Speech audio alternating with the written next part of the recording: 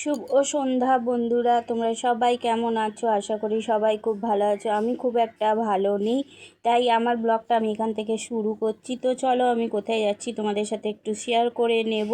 তো দেখো, আমি সিঁড়ি দিয়ে নেমে গেলাম, এবার মেন রোডে চলে এসেছি। রাস্তাটা কত সুন্দর লাগছে না বন্ধুরা?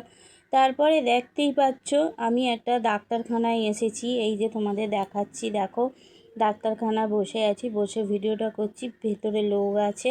তো দেখে নিয়েছো আমি কি ডাক্তারখানায় এসেছি? দাঁতের ডাক্তারখানায় এসেছি। তো দেখো, আমিও মুখটা দেখিয়ে দিলাম, তারপরে ভেতরের এই ছবিটা দেখালাম তোমাদের।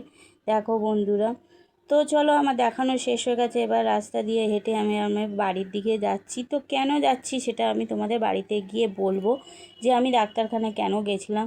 তো আমার মুখটা বন্ধ রাখতে বলেছে, কথা বলতে বারণ করেছে, তাই আমি এখানে মুখ খুলে কথা বলতে পারিনি। তো দেখতে পাচ্ছ, এটা হচ্ছে মিষ্টির দোকান। মিষ্টির দোকানের নামটা হচ্ছে দেশপ্রিয়।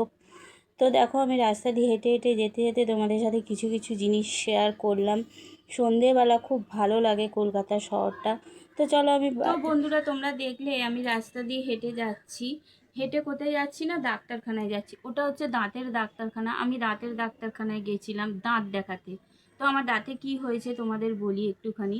তো দেখো, আমার দুদিন আগে জ্বর হয়েছিল, খুব জ্বর হয়েছিল, খুব অম্বল হয়েছিল, খুব গ্যাস হয়েছিল।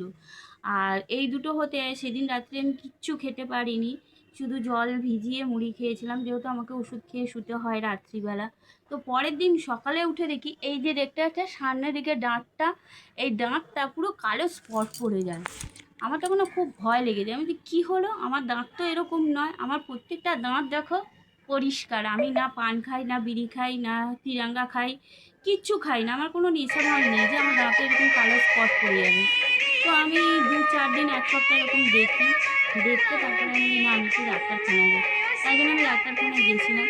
তো ডাক্তারখানায় গিয়ে দেখালাম, ওনারা এক্স-রে করে বলল যে অম্বলটা হয়েছিল, সেই অম্বল আর গ্যাসের জন্য তোমার দাঁতটা পুরো নষ্ট করে দিয়েছে। মানে আমি শুনে না অবাক।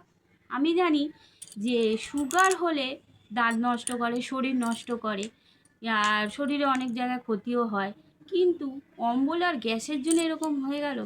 তো যাই হোক, অবাক তো হলাম একটুখানি। তো ডাক্তারকে বললাম, তো কী করা যায়? তো ডাক্তার বললো, দেখো এর একটা ট্রিটমেন্ট আছে, সেটা হচ্ছে 1000 টাকা। আর একটা ট্রিটমেন্ট আছে, সেটা হচ্ছে তোমার 8000 থেকে 9000 টাকা। তো সম্ভব নয় আমার কাছে এই মুহূর্তে 8 থেকে 9000 টাকা খরচা করা।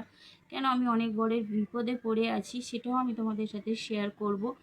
তো যাই হোক, আমি ওনাদের বললাম যে 1000 টাকায় এটা কতদিন চলবে? তো বললো এটা 1 বছর মতন 1000 টাকায় চলবে, এটার বেশি গ্যারান্টি দেওয়া যায় না, কিন্তু তোমার আর 8000 টাকা 9000 টাকা যেটা রয়েছে সেটাতে গ্যারান্টি দেওয়া যায়। তা আমি বললাম ঠিক আছে, আপাতত চলার মতন আপনি এটা করে দিন। তো আমার একটা সেটিং করালো, করা হওয়ার দেখো, দেখতে পাচ্ছ এই যে এই ডাঁটটা পুরো পরিষ্কার করে দিল। এই যে দেখেছো বন্ধুরা, দেখেছো বন্ধুরা, এই দাঁতটা পুরো পরিষ্কার করে দিল। মানে কি বলবো, এবছরটা না আমার মাথার উপর খুব ঝড় নেমে আসছে, একটার পর একটা, একটার পর একটা। বলতে পারছি না কেমন থাকবো, কেমন আছি, কেমন থাকবো তাও জানি না। তো যাই হোক, আমি ডাক্তারের কাছে গেলাম, গিয়ে করিয়ে টরিয়ে নিয়ে তারপরে চলে আসলাম। তো এখন আমার দাঁতগুলো দেখেছো বন্ধুরা, কি সুন্দর লাগছে না? আর তখন দাঁতগুলো দেখে না আমার কান্না পাচ্ছিল। জীবনে এরকম কোনো দিন হয়নি আমার।